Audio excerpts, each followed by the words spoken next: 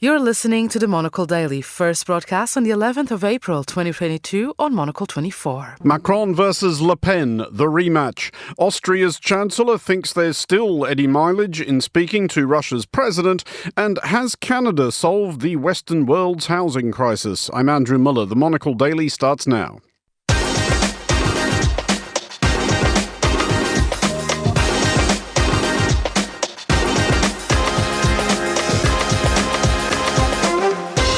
Hello and welcome to the Monocle Daily, coming to you from our studios here at Midori House in London. I'm Andrew Muller. My guests Nabila Ramdani and Isabel Hilton will discuss all the day's big stories, and our On This Day historical feature will recall the overdue comeuppance of Idi Amin back in 1979. Stay tuned, all that and more coming up right here on the Monocle Daily.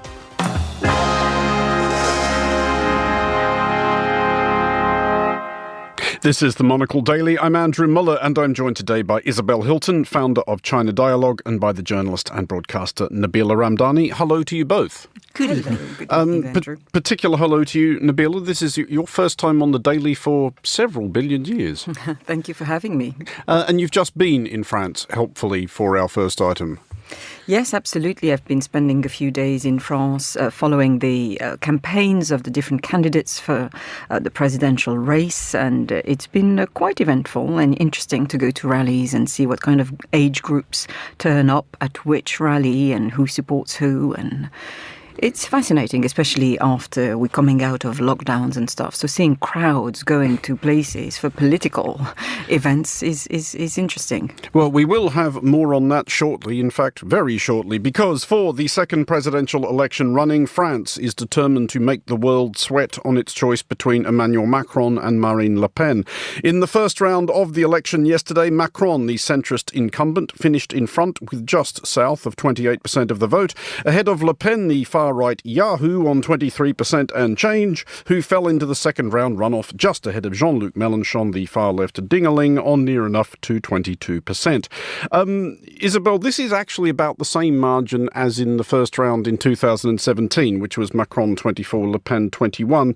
It was a blowout in the second round, however, Macron winning it by about 2 votes to 1. Do we anticipate the similar outcome this time? I'm not at all sure we can. I mean, Macron then was a challenger. He was an upstart figure. He'd invented his own party and so on. He's in a very different place now. He's to blame. That's the problem with incumbency. You are to blame. And another, I mean, a lot will depend on where the candidates who've dropped out direct their votes, of course. Some of them will avoid Marine Le Pen. I have the impression a lot of people will stay home because they don't like the two that are left in the room.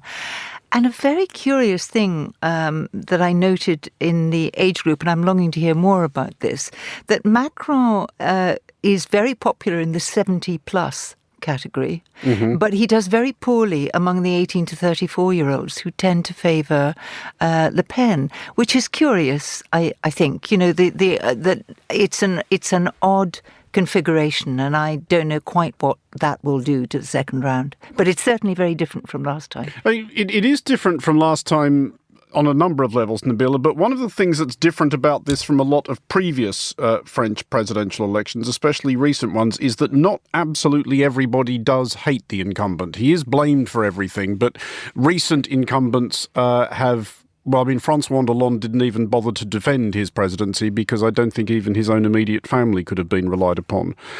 So what has changed, though? As Isabel points out, Macron is not making his case to young France, is he? Well, interestingly, there was, before the first round of the election, actually, there was a YouGov poll that came out which said that Le Pen was popular amongst the 18 to 24 years old. Now, I was a bit suspicious of that poll because it didn't give any reliable sample or any way it was carried out.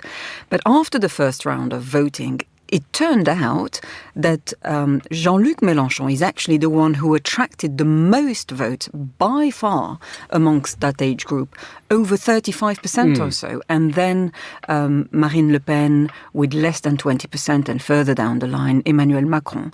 And it kind of makes sense in a way. France, it has a very strong socialist feeling at heart. It's it's not hard to find socialist sentiment in France, and it's a bit odd to think that amongst an age group that seemingly should be young people with liberal, progressive ideas, that they would prefer a candidate that, harks back to sinister times of, bigotry or stands up for ideas of, bigotry like the far-right party.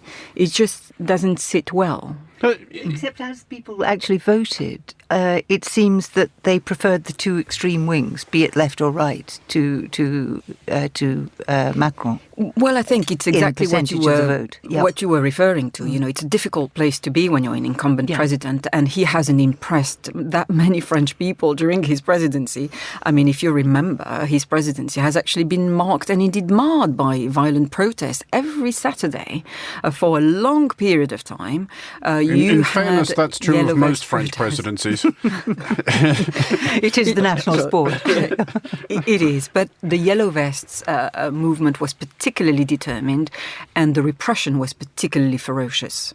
You mentioned there, Isabel, that, and you're right, that the voters, aside from Macron's, have gravitated to quite extreme positions on the right and left, and it is one of the things that has definitely shifted in terms of French presidential elections in the last 5 years or so, is that the Republicans and the Socialists are basically, they're nowhere. Gone. Yeah. They're nowhere. Is there any way back for them, do you think? I think not. I think when you get a shift like that, what it's telling us is that those parties have had their day, and whatever emerges, I think will be quite different. I'm also interested in, and I haven't seen data on this in the first round, in any difference between metropolitan France and rural France in this vote, because I noted with some surprise my former independent colleague John Litchfield, who's been a correspondent in France for the last millennium really, lives in a village in Normandy and predicted boldly that Le Pen would win, and he thought his village would vote pretty much 80% for Le Pen, which was extraordinary. It is, but there is, though, and correct me if I'm wrong, Nabila, there is a geographical split, at least returned by the first round votes, which is to say that Le Pen is big on the south coast and in France's northeast, and Macron pretty much everywhere else. How do you account for that? Well, it boils down to Marine Le Pen's vague sound bites, because I wouldn't call them policies really, when she constantly speaks about immigrants and immigrants who live in France and the fear of immigrants who would come to France. And if you think about it, it's mainly to do with entry points. So the south of France, you've got large populations from North Africa and the north as well, which has become her constituency. She's always tried to win voters in the north. It has to be said, she has tried 4 times to win a parliamentary seat in northern France, eventually succeeding in 2017. She attracts mainly working class people, I would say, and that was a big difference with the other extremist candidate on the right, Éric Zemmour, who it was absolutely staggering to go to Éric Zemmour's meeting and see that the population at those meetings were young people in their prime, in their 20s, all well educated, quite well travelled, and yet, adhering to some of the most reviled ideas I've ever heard. Zemmour is particularly extreme. He's got 3 criminal convictions, no less, for spreading racial and religious hatred. He infamously said that Pétain actually protected the Jews during the Second World War under the Vichy regime, which goes against all facts of history. And wait for it, when he was summoned to court over such a libelous claim, his defense was literally that he didn't read properly into the topic. This is a guy who writes academic books all the time, or pseudo-academic books anyway, and he was let off by a French court. That's what I found extraordinary. So I think French society has a big problem in turning this kind of shock jocks into mainstream politicians that we should actually be taking seriously. Well, France isn't alone in that, unfortunately. unfortunately. Just a final quick thought on this, Nabila. Zemmour did rather crash and burn, polling 7% compared with what he thought he was going to do earlier in the race. Obviously, Le Pen will be looking to pick up his voters in the second round. Where will Macron see his chances of victory? Eric Zemmour has specifically asked for his voters, or even demanded his voters, to vote for Marine Le Pen in the second round. Emmanuel Macron sounded very humble, dare I say, after his quite extraordinary victory, because, winning with close to 28%, it's quite high, and it's certainly more than his last score at the previous election. But he said that nothing was certain, and he literally called for a wall against the far right. Referring to the Republican principle of a Republican front, effectively, where you have all sorts of voters from diverse political groups, all uniting to stand up against and indeed ward off extremists and keep them out of power. So he's very much aware that Marine Le Pen is one of his biggest enemies, and he's trying now to tap into Jean-Luc Mélenchon's far-right voters. He's very much the kingmaker, and it's interesting, actually, that when the first exit polls came out on Sunday night, we saw the voting scores of Jean-Luc Mélenchon creeping up and almost catching up with Le Pen and almost overtaking her, making it potentially through to the first round. So had the left vote not been so divided between the far left, the communists, the socialists, the Greens, it would have been a shoo-in for them. Okay, well, we will be following the rest of the French campaign in the coming days and indeed the coming fortnight, but let's move along for the moment. Since Russian President Vladimir Putin turned his military loose on Ukraine in February, he has been somewhat struggling for fellow heads of government willing to squint at him from the other end of his weird long table. The drought has now been broken, possibly sensing a first-mover advantage where the Nobel Peace Prize is concerned. Austria's chancellor Karl Nehammer has gone to Moscow to meet Putin in person. The trip follows, Chancellor Nehammer's visit to Kiev to meet President Volodymyr Zelensky of Ukraine at the weekend. We will have more from our panel on this shortly, but first, here is Monocle's Alexei Korolyov in Vienna with more. Es war ganz wichtig, dass wir erstens jetzt einmal einander richtig sehen konnten. Bisher haben wir immer telefoniert oder in Online-Konferenzen. That's Karl Nehammer describing his cordial meeting with Ukrainian President Volodymyr Zelensky in Kiev on Saturday. Es geht einfach darum, dass wir keine Möglichkeit ungenutzt lassen wollen. And that's Austria's Foreign Minister, Alexander Schallenberg, talking about Zelensky's enemy. This president has de facto lost the war morally. Dass dieser Präsident den Krieg moralisch de facto verloren hat. Today, Chancellor Nehammer saw that president in person, the first EU leader to do so since Russia invaded Ukraine in February.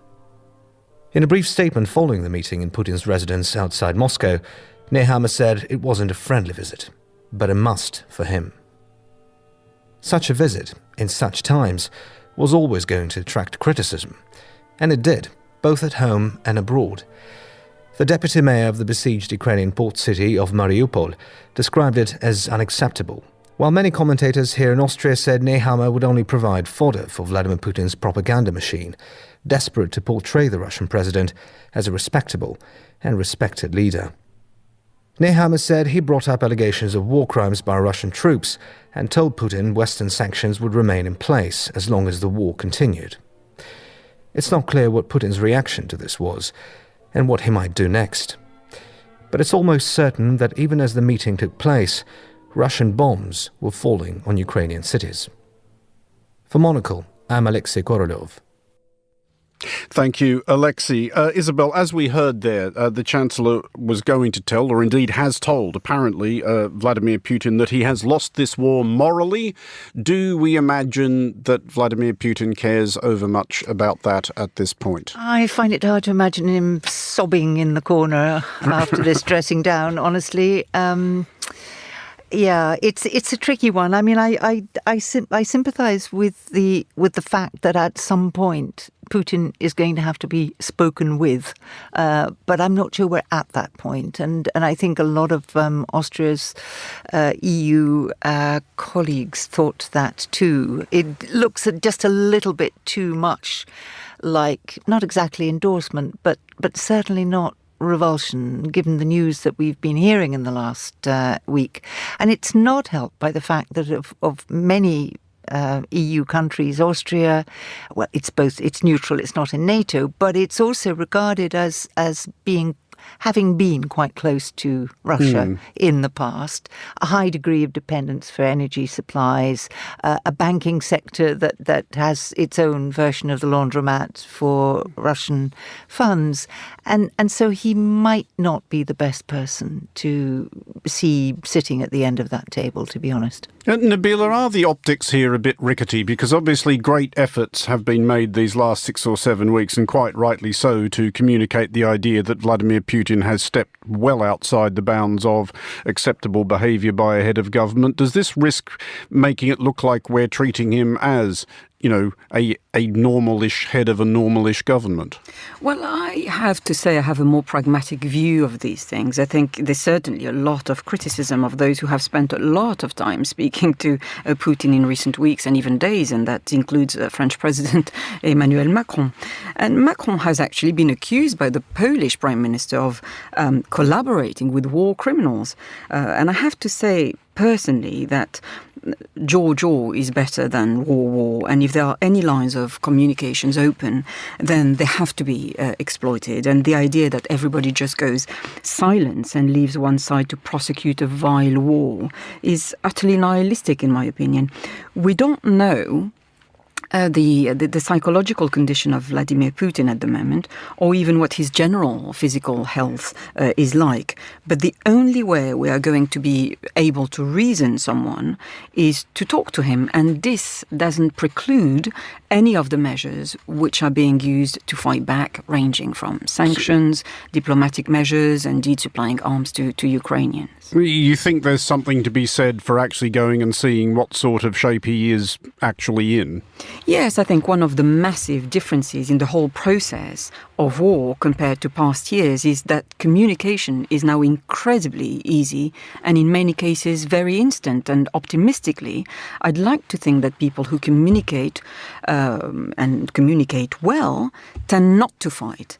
And the very best way you can communicate with somebody is actually face-to-face. It's elementary human psychology. Isabel, the Chancellor did, and I think this is important in balancing his trip to Moscow. He went to Kiev first at the weekend, as of course did the UK's Prime Minister, Boris Johnson. On those visits, do you think, as well as the opportunity to talk directly with President Zelensky, that there is an important message being sent there, that is symbolically important, that Western leaders are still actually physically travelling to Kiev and demonstrating that, you know, this is not an abstract prospect to us. We are physically on this guy's side. Yes, I absolutely do, and I think that those are the images that come out of those visits. They're important both for Ukraine, but also for the sense that the support is not just symbolic. I mean, this is a symbolic thing to do, to make that visit, but it is an affirmation of solidarity that goes beyond, passing new regulations about banking, and I think that is important. I mean, and in principle, I agree that we have to keep talking. My reservation is that there were so many visits before, when war was threatened but hadn't happened. There was a constant stream of people going to see Putin to dissuade him and to try and find out, and they had absolutely no effect. So my sense is that right now something else has to happen before there is a Putin who is talkable to, in the sense that a Putin who would listen. I don't think there's much listening going on. Well, I do agree to a certain extent that the danger, of course, is that those involved in the talking can become too close to one side, and in a case like this, the clear aggressor can be unjustifiably treated too sympathetically. And President Macron has certainly been accused of changing his views and indeed his actions depending on who he's speaking to.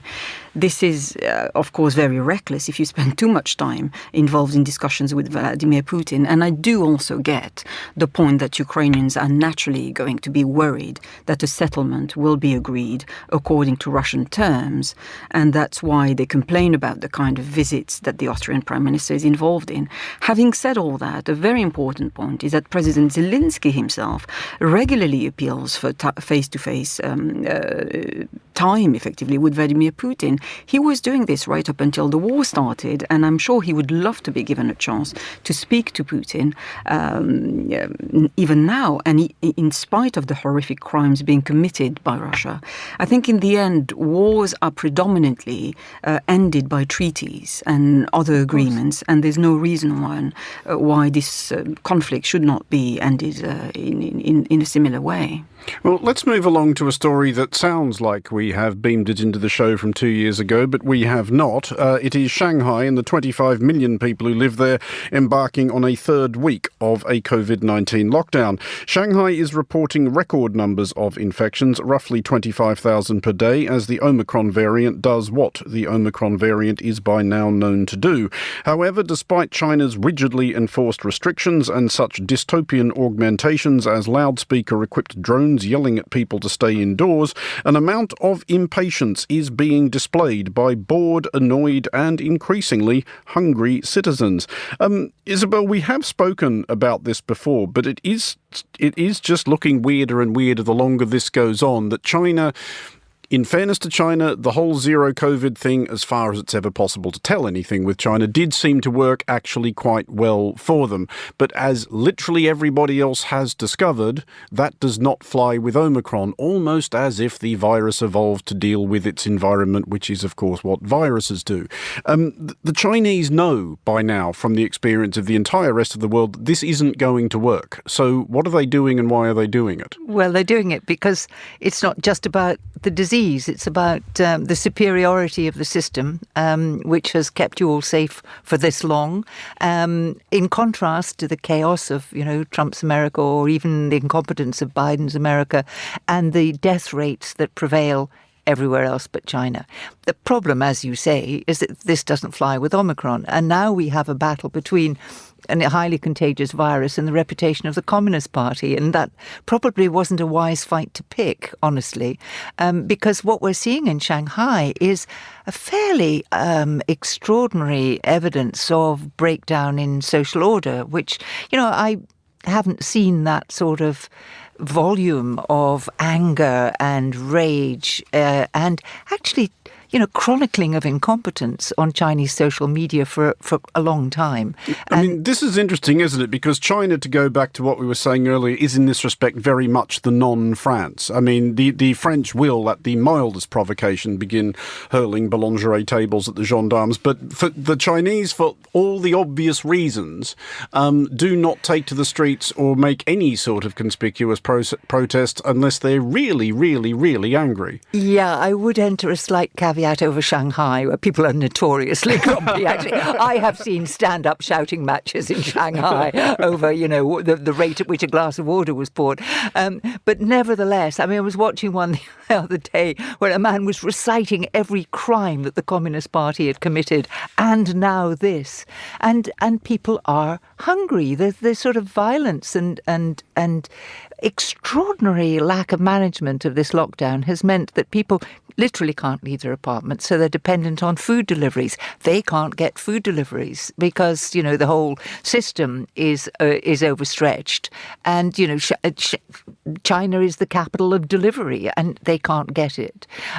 So they've been trying to organise, apartment level deliveries, but they come at random times. People are not allowed to go and pick them up. The food gets spoiled. Honestly, it is a picture of incompetence, and that has triggered this rage. Nabila, some of it does sound extremely odd. An entire area of Beijing has been locked down because they've recorded 8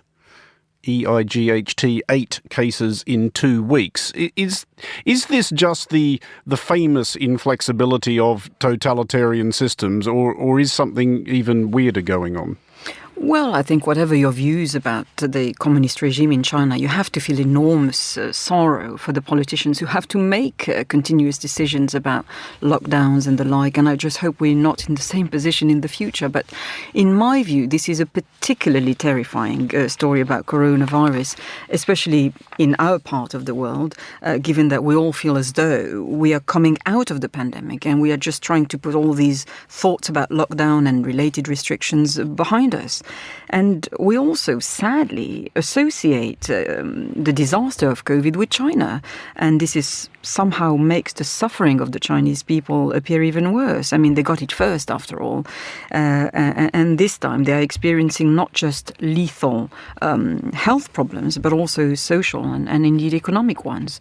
And I remember that, the great fear in Europe when coronavirus was first detected was that the supermarkets would be forced to close down. And I remember being in Paris at the time, and there was a real fear that supermarkets and other food outlets would not be able to maintain staff levels, and deliveries would be stopped. And I remember speaking to a lot of supermarket workers at the time, and I was actually very touched by how brave they were when people were being advised to isolate. Now, of course, the horror scenario that went through our heads in those grim days are actually becoming a reality in the country where coronavirus was first detected. Isabel, just finally on this, does the CCP appear to have any exit strategy? Because they are going to need one for all the obvious reasons, in that this is not going to do wonders for China's economy. This is not encouraging anybody to invest, to travel, to really have anything to do with China if they can possibly avoid it. Yeah, what they're doing at the moment is buying time, because they have a lot of unvaccinated elderly and they have a very low allocation of ICU. So they need time to build temporary facilities, and they need time to get people properly vaccinated, at least a third round. And that's going to take several months. So until they feel that it's safe enough, and actually a lot of these cases, it's not the same as Wuhan, because a lot of these cases are asymptomatic, because they test everybody all the time. They pick up very large numbers. The death rates, as far as we know, are not that high. People are beginning to die of other things because the society is now so disrupted, and they're creating a social problem. But I think that what we'll see is that in 4 or 5 months, if we get a really intensive vaccination program, that we will begin to see some easing. OK, well, let's move along to Canada, where, as is the case in many developed countries, the country's politicians are grappling with the conundrum posed by a rampant property market. On one hand, high prices are an understandable source of resentment among those who cannot afford property. On the other hand, no government which willfully tanked the household wealth of those who do own property could expect to be thanked for it come the next election. Canada's government is going to give something a try, though, banning foreign investors from buying homes in Canada for 2 years. Nabila, it's not always the only test that is ever put to government policy, though it's probably the only one that really should be. Basically, will this work? Well, this is actually a fascinating story when you consider what a hot potato housing is, not just at the lower end of the scale, but also at the high end. And so on the one hand, there's not enough housing for people of modest means. And on the other hand, you have this massive housing stock enjoyed by the very wealthy, many of whom are very often absent. And you just have to walk through cities like Paris and London at night to see how many flats and indeed houses are empty. And there have been massive moves by foreign buyers to invest in London, for example. And in recent years, that's clearly been happening in very desirable, stable countries like Canada as well. Now, I think the fear in all these cases is that the market, normally reserved for local people who simply want somewhere to live, has been turned over to speculators or people who just want to use their foreign homes very occasionally. And whatever the case, I'd love to know the mechanics of this move by the Canadian government, because my understanding is that Canada is a capitalist country that adheres to the basic rules of the free market and indeed property ownership. But when you consider such bans, it sounds like the kind of market regulations, in fact, that you might get in communist countries. And it's the kind of control that could cause actually extreme anger to Canadians who want to play the classic property game and trade up their homes as they progress through lives. And I certainly think that it would be impossible for a British government to introduce this type of social control, least of all in the housing sector. I mean, Isabel, is there an argument that, especially coming from Canada's Liberal government, which is obviously, I suspect, feels that more of its voter pool are among younger people and renters, etc., is this basically an acceptable form of foreigner bashing? I think there's a spot of foreigner bashing going on because, I have to say my knowledge of Canada's property market isn't extensive. But there was a very famous foreign owner of not one but two enormous mansions in Vancouver, Meng Wanzhou, the Huawei COO, who spent quite a lot of time, at least in one of them, while she was detained. But, having two enormous mansions in the same city doesn't really argue that you're making an awful lot of use of them, except as a money park. But at the same time, I suspect that the level of property that she owned was not really on the cards for the ordinary aspirant, up-and-coming middle-class families. So we have a sort of layered approach to property, and it's the same in London. 1% of UK property is now owned by foreigners, and that has tripled since 2010. So that's a sign of hot money moving around. And in the prime property market in London, at one point it was estimated that 41% of the market activity was from this curious Cayman Islands, where they seem to be awfully rich somehow. So it's a mystery. It is a mystery. So I think that I don't think I suspect it's not going to do an awful lot for the ordinary aspirant house buyer in Canada, but it does make the government look as though they're doing something. But I think a very pragmatic point here is you do wonder how these kind of restrictions, because that's what they are in the end, how they will be regulated. Because it's very common, for example, for upmarket property buyers to use front companies, for example, for their purchases. And you could see well-organized foreigners just buying cheap Canadian property through local companies, for example. So I do wonder how the government is going to go on about it. Well, we shall see. There are lots of exceptions, I gather, to this new restrictions. But just a final quick thought on this, which I will put to you, Isabel, because my vague thought was that maybe the pandemic and the boom in working from home and remote work that it brought about would actually help sort this out to an extent, as more and more people realised, well, hang on, I don't actually have to live in London or indeed in Toronto or Vancouver or Sydney or Melbourne or Auckland or any other cities where this has been a thing. And yet, as far as I've been able to tell, in all of those cities, prices and rents have actually increased and quite considerably.